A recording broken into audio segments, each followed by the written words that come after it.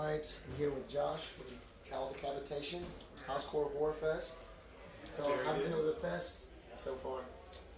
Yeah, my neck is probably sunburnt, but part of it, so it's been very good so far. We just played maybe an hour ago, and it was hot, and yeah, we did our best and rocked out and played a new song that hopefully people enjoyed, and can't complain. Honored to be able to play this sort of thing. What do you think about Phil and Elmore putting out this whole thing, like inviting you guys out? Yeah, that was when we got the news. Is like, is this something you guys want to do? Yes. Yeah. Yeah, I mean, we'd heard last year's was very good, and yeah. I think the U.S., aside from Maryland Death Fest, there's a smattering of other things. I mean, there's a couple touring, there's Summer Slaughter and all that stuff. Yeah. But as far as like static, just like fest with like a set location, Maryland obviously is doing great, but it can't hurt to have more in this country, and this is a good start. Because Europe has got that market cornered. And we have a lot to learn from them as far as how they, roll with that sort of stuff. So, this has been really good so far. So if they could make this into, continue on and add more bands and do well, I think this will become, a look forward to yearly event, that a lot of people recognize and come to. A lot of people talked to me during the show, and they said, and they want to know, how's your sound progress from the first album to what you're doing now and the albums you're working on now? Mm-hmm. Well, the first couple albums were like, that was a lineup that lineup last existed, I think, maybe 99 or something like that. Yeah. Those were, super fast, short grindcore songs, gore grind songs, kind of. First few records, Human Jerky, well, there was an EP, 10 Torments of the Damned, and then Human Jerky and Homivore were the first two full lengths, even though they're more like demo length, but they came on an LP, so they're full length. The whole record maybe is like 13 minutes long, just super short grind songs. After that, there was a bass player added. I joined in 2001, August, I think. And then Serve Man, which was our first Metal Blade record, came out in, I think early mid 2002. And it was pretty straightforward death metal grindcore, whatever. But I think the record after that, Humanure, was kind of like a lot of people that a lot of people didn't care for the recording or whatever. But I can see here and there or whatever. But I think that's kind of where we started to realize and be, I don't want to say more experimental, but kind of find a little more of our sound. Because like jumping from the first two to the first Metal Blade release, it's like those are just super, just like, when I say loose, I don't mean that in a derogatory manner, but just loose, grindy, just like, bar chords and, diminished chords as fast as you can. And there's a lot, and Serve Man is a lot more just straight tremolo picking and single and stuff. And it just sounded, I think people who are used to the super uncontrolled, the grind records, those first two records were kind of heard Serve Man, and it sounded so like, just super straightforward relative to what they heard before. And when you do get a clear recording like that, it's funny because when you hear like noisier recordings, your brain kind of makes connections where there are not connections. Like you make things way more tech than they actually are. Because you see it in person, you're like, he's really not doing that much. Not that it's a knock against that player, but it's like all the noise and harmonic overtones or whatever. Just you draw conclusions that aren't there. But with Serve Man, it was super clear. So it's like what normally people are coming from those first two albums is super just barrage crazy, all this stuff. We're like, no, this is actually Serve Man is more technically accomplished, if you can say that about that record, than those first two. But it was so much clearer recording. Your brain wasn't making those connections. It was just like, this is what it is. So I think a lot of people were kind of like, oh, well, they kind of lost their crazier grindcore sound. I don't know about this new kind of death metal-y, triggered this and that, kind of thing.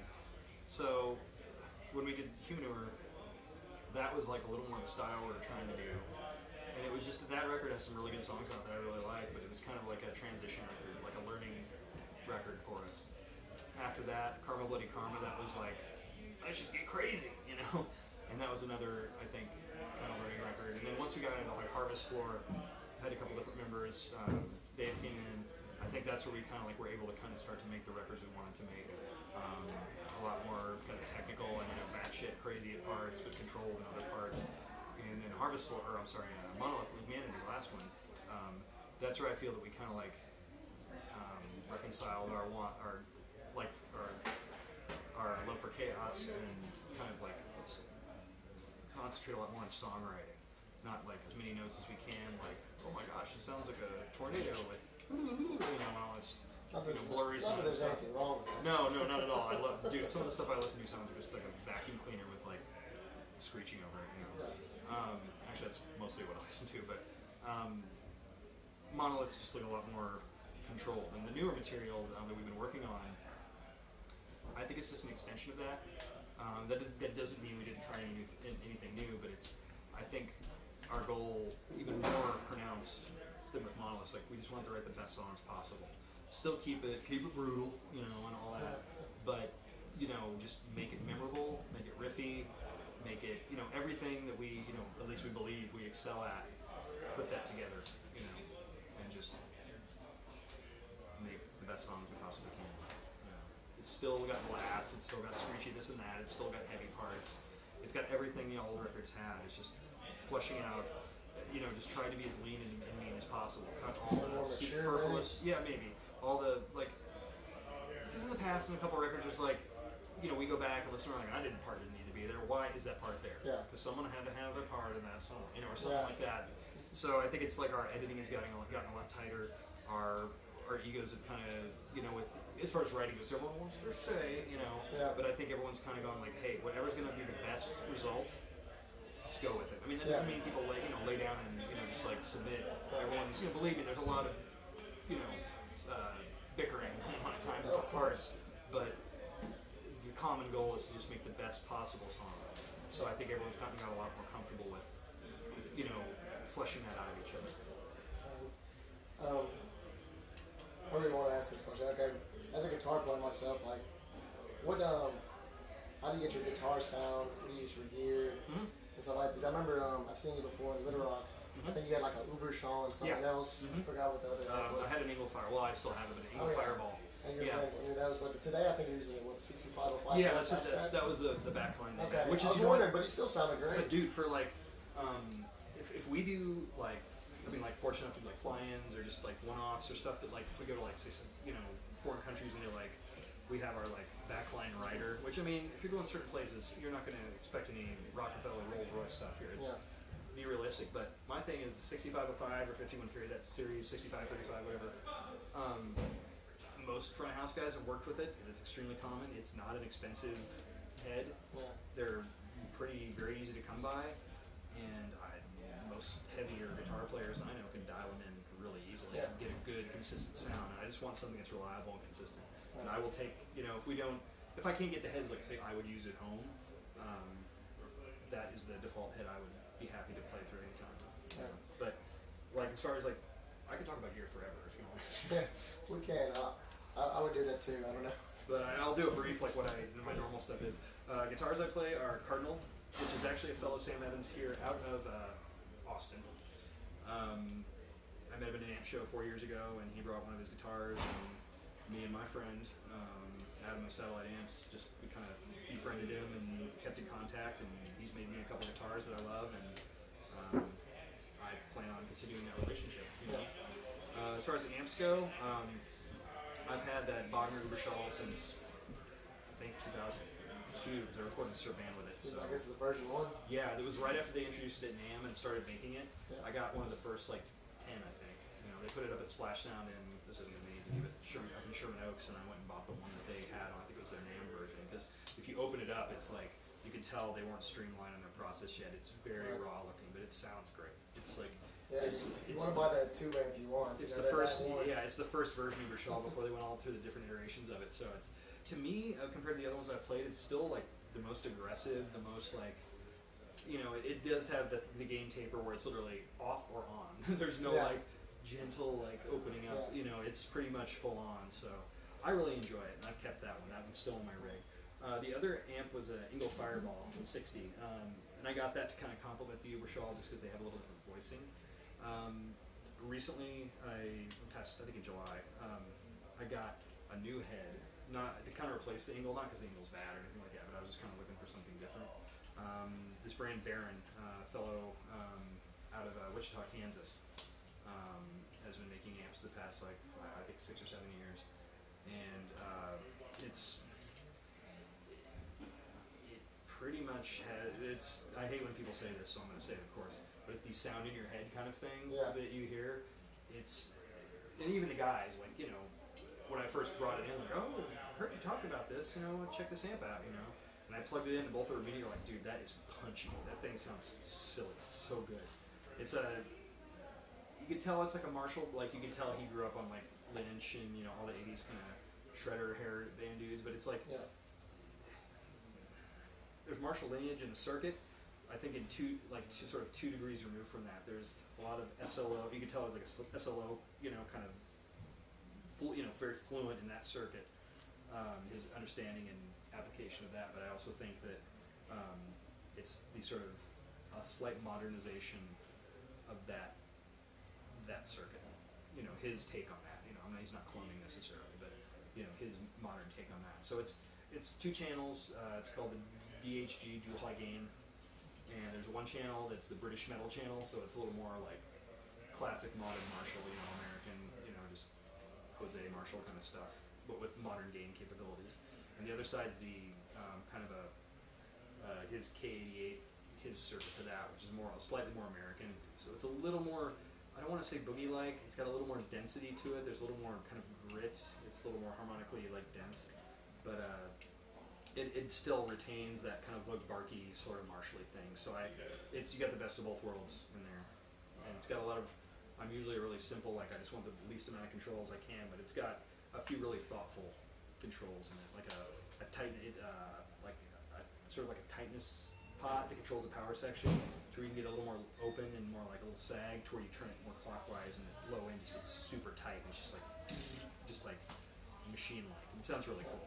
So I mean, that's been a fun new purchase that I got this year. Yeah. So that's what I use mostly for cattle. I've recorded with also my buddy owns satellite amplifiers, and I've used a couple of his models for layering in cattle and stuff like that. So.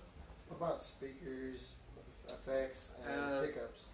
Pickups, I've been using past few years Sewer Aldrich, which is Doug Aldrich from Whitesnake's, formerly Whitesnake. His signature pickup, which is kind of weird because it's. But I think it's just I'd heard a few, for what it's worth, samples on YouTube, and I thought they sounded great. You know, it has that like a real barky mid-range, like real pissed sounding. Where to me, a lot of modern pickups, it's just like there's no like breath to it. There's no like balls. I mean, it's just a bunch of like really industrial sounding, which has its place, of course. But I mean. My purpose is like have the heaviness, have the chunkiness, the modern thing, but have that rock and roll character to it, where the mids really kind of fan out and open up and have that harangue, you know, that I grew up listening and appreciating guitar tones that came from that school. That I think just because times are changing, people, you know, have moved away from that. You know, that's just an artifact of a different generation, I think, to a certain extent. But I appreciate that stuff. You have a Celestion shirt on, so what Celestions? Yes, I'm a new Celestion person. I mean, I've always used them, but officially, so thank you, Mr. Sanchez. I have Ubershaw cabinets with my Wagner. I got a couple of when I bought the Ubershaw. It's 2 vintage 30s and 275s that I've been using. The UK versions? Pardon? The UK versions? I don't know if you use this. I don't know. It might have been the Chinese ones, but either way, they sound good. So I'm gonna talk to Celestion here and get a couple of maybe a quad of Creambacks, the heavy the H75, because my buddy at Satellite has had them in a few cabinets that he's done. Usually mixed with like a Celestion, like a gold or a Greenback or something, and they sound really good. It's really. If vintage 30s are a little bit kind of like, to some people, that's my face I'll make. These are a little bit more, the highs are, I'm sure I'm going to use a bunch of guitar, like tonal cliches here, but the highs are silkier as opposed to being a little glinty. I got some water there. And the lows are really just musical. I mean, when I get it through a head that's a little more like a modern sort of thing, I can really hear how it's going to sound. But I think I'm going to try to get some of those. Pleased with my selections. What are some of your other interests besides ripping it up and cow decapitation? A couple dogs I really like. The wife's nice. She's nice. She must be very nice. Letting you go on tour all the time. Yeah, she's a avid physical. Well, without being creepy about it, or like this is a problem kind of thing. Avid physical fitness person. So she swims and runs and loves just hanging out with the dogs and stuff like that. And her job is she's very into her job too. So it's good. You know, she has her interests. I have mine, and it isn't like I'm going away for a couple weeks. It's nothing like that. It's just it's. I think in order for like relationships to kind of like work, you have to have your own thing. Your common ground is obviously with each other, but like you gotta have your own stuff. You gotta have your own stuff, or else you'll kill each other. Of course. Maybe some quick questions. Okay, influences you have on your music, old and new. What's some old bands? Some old bands I like. Honestly, this is probably the most standard answer ever because my age group. I'm 39. I just turned 39. Started my first guitar hero was Eddie Van Halen, like everyone else, and then, but I was always more song-oriented. Yeah, I loved his tricks and his tapping and stuff. It's crazy. Me too. But I was just like, I was like, this is a great song. Its chorus is awesome, and he was just like the icing for that whole thing. So yeah, Eddie Van Halen, and then honestly. Once I got on like early Megadeth, like Chris Poland and Mustaine, when they were at that era, and I kind of fell off with them, not because of them, but like after like So Far So Good So What. So I didn't even get in the Friedman era or something like that. I mean, obviously he's an amazing player, but as far as the path I was on, it was Chris Poland and Mustaine in that era, and then of course like Kirk Hammett, in the guitardom now, it's kind of the fun thing for people to go, high and mighty, but man. You remember those damn solos, don't you? Yeah, you can hum that shit. Great, I still listen to Injustice for All. Yeah, like, dude, it's just this like week. I mean, his style's kind of changed, or he's gotten a little more bluesy and kind of rumble CD and stuff like that. But you know what? If I were to meet him, I would just tell him, like, my youth, and I'm not to confine it to that part of my life, but you really made an impact on me. That's what I wanted to hear in guitar, and that's what it's about. Yeah, yeah, and I mean. Then all the thrash guys, Gary Holt from Exodus, Rick Renault when he was still in it, the guys from Korn were great. Voivod, that's their Piggy before he passed, dude. I mean, that's for that era, like the thrash, proto thrash. It was prior to death metal. There was kind of early sort of death metal in the death that was early on in their career. It was more like those guitar players that had a little bit of that. I think I just spit when I talk. A little bit of that 80s shredder, like these sort of hair flash, but were still brutal or whatever. Yeah. I don't know. I think with me, it's like, when I say these things, like someone's like, oh yeah. It's not necessarily like, he's copping the parts or anything, but it's more like, the elements are there. You can say, oh yeah. He must have been like Eddie Van Halen when he was a kid, he must like this and that. So, early part of life, and then later, I was living in Chicago at the time for a lot of years, and at that time, like the no wave, like total like dissonant, like ugly, super ugly guitar stuff was coming out, and that influenced me a lot too. And very competent, they weren't just like, if you're coming from like a progressive or a shred background, you hear that, and you're like, these amateurs suck, but it's like there's a lot more put into that than just bang. There's not random, But I got in a lot of those bands, so I had that early metal kind of Guitar Hero thing, and then the super noisy no wave stuff, and then on today. What about a new band? Name like a new band that you like today. The older you get, the less you listen to new bands. I don't know. I agree. But they're not. I mean, they're not new at all. They've been around probably like 10, 15 years. But I really like Decibel Omega, Blood Us Nord. All the. Me too. I love it. I love the transitions Blood Us Nord's had over the years. Little phases. The last trilogy. Enslaved, like they just doing. Enslaved, yeah. It's just they're not staying the same. Yeah, that's what I love and people can kind of like, well, it's just that phase or that type. It's not my thing. Okay, cool. But they have not stagnated. They're moving on. Like, have you heard the new Memoria 3, the new Blood Us Nord? I think I had the first two. Okay, yeah, the Dialogue with Stars and Icy Ages. Yeah. Dude, the new one. I've only heard like one sample off of it. It's more of like, it's a slightly better recording sound, but it's kind of like a mixture between Icy Ages and Dialogue with Stars. It's not like there's the trilogy that I really like. Those 3 records that came out like last year or whatever.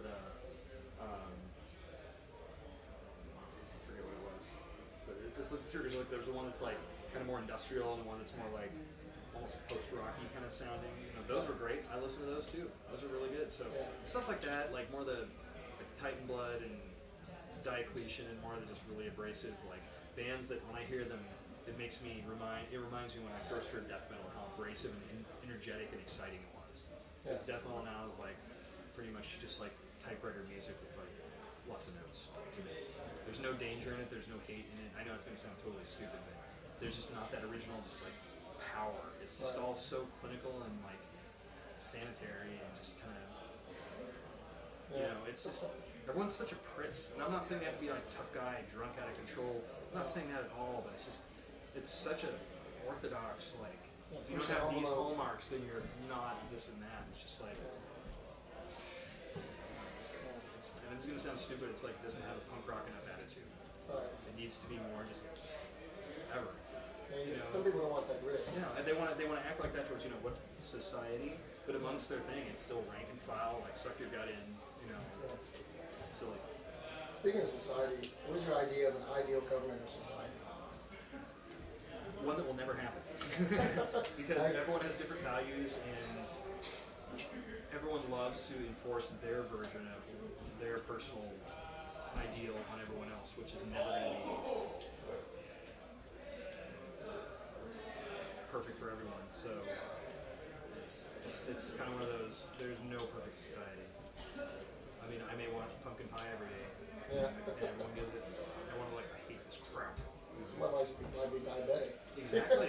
Yeah, exactly. Or like, everyone gets to eat really good cheese and good beer. And everyone's like, I hate beer. Cheese is gross. It's rotten nipple drop. Yes, it is, but it's delicious. That's true. Okay, I think one last one. How did you develop your sound guitar technique? Because I remember the first time I saw you playing live, it's the way you slide and you play. This is an odd style, because you know I even like watching different guitar players, but you just kind of blows my mind when I see you play. I think I try to do certain things, probably too much at times, in a short span of time. Even if it doesn't sound like it, I'm probably trying to do too much. It ends up happening. So I try to keep my hands as close to the strings as possible instead of making jumps. There's certain things, well, pinky needs to come back, you know, but where I'll, you know, catch myself doing it. But it's just like, it's almost like these sort of little micro movements and hyper, like just these, like quick, like sort of muscle spasms that you just kind of move back and forth real quick to do these sort of stuttery, blurry things. It kind of just adds this extra texture to things, to where, like, so there's like a gravity part or something, or a blast beat part where you're just kind of going, it looks like it sounds like a nervous tick kind of thing. I just do like a diminished chord and just go between, okay, this sort of minor third interval, you know, range. I'm just like, and maybe move it up to another thing. So it just has this real like, you know, sort of thing. And that's like I mentioned earlier, the whole almost kind of no wave thing. That's where I've tried to, their creativity with just noise and dissonance. That's what I really appreciate a lot of that. And I'm glad to see like bands like the Decibel Omega or stuff like that use like just that really just not abrasive, just in like, ooh, it's loud and there's screaming and blast beats, but just like really just dready, like horrible, like feeling. I love that, and Me too, yeah. I want to try.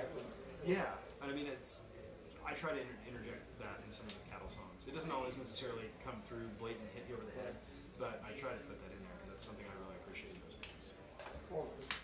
Okay, last time, is there anything you want to add? You'd like to say? Thank you for listening to me blab on about gear and music. Oh no, my pleasure. I love gear and I love music. We'll talk about gear forever. Oh yeah, and I'm sure you have your favorites. I'll run out of batteries. Okay. Okay. I'm Somebody Betty, and this is my Decapitation. Thanks.